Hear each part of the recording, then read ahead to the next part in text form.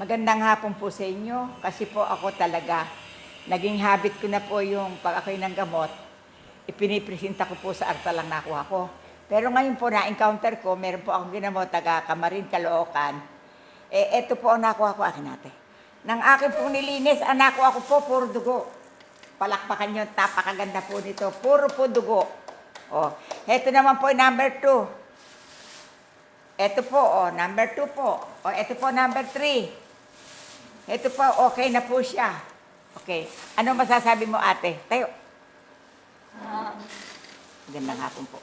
Magandang hapon po. Ako po si Binor Mansana, taga Camarin po. Maraming salamat po, Lord, at dinala mo po ako. Itinuro mo po sa akin kung saan po ako dapat pumunta. Kanina pong tanghali, dati hindi ako nakakakain, isinusuka ko kaagad ang kinakain ko. Kanina kumain po kami dito kay nanay pa rin. Naubos ko po yung pagkain ko, hindi po ko nailalabas.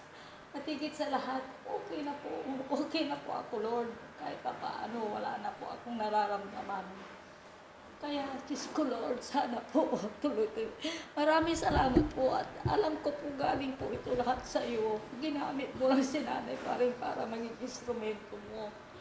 Kaya Lord, please po, sana po, tuluyan na po akong gumaling at sana po, tuluyan mo po pa rin, bigyan mo po ng lakas si nanay pa rin para marami pa po siyang matulungan na kagaya kung may sakit. Yun po. Salamat, ate. Alam mo, napakaganda ng iyong sinabi.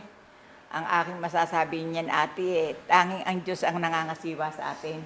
Kasi ako'y gumagalaw lang, kaya lahat sinasabi ko sa mga tao, sa Diyos kayo maniwala na ako'y ginamit lang. Kasi kung iisipin niyo po, mga kapatid, eto po, dugo po lumabas. Kasi po ito may pikos. Nakita ko po ito may pikos. Alam din po niya yon dahil sinabi ko po sa kanya at marami na rin po siyang karanasan, ate. Ngayon, ang linisin ko po, isipin niyo po, mahal na Panginoon, ang pinalabas mo sa akin ay puro dugo. Palakpakan niyo sa lahat nakikinig yan sa ibaba. Kaya puro dugo, 1 litro tubig po. Kaya nga po, kung ako may makakakita, mahirap pong paniwalaan. Tapos po, nang nilinis ko na 1, 2, wala na po.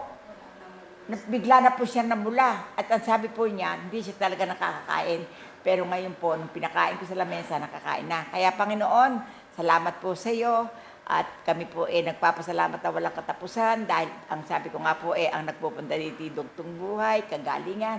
Wala na po akong masabi kundi maraming po salamat, mahal na Panginoon, sa pagpapatuloy mo ng aking misyon. Amen.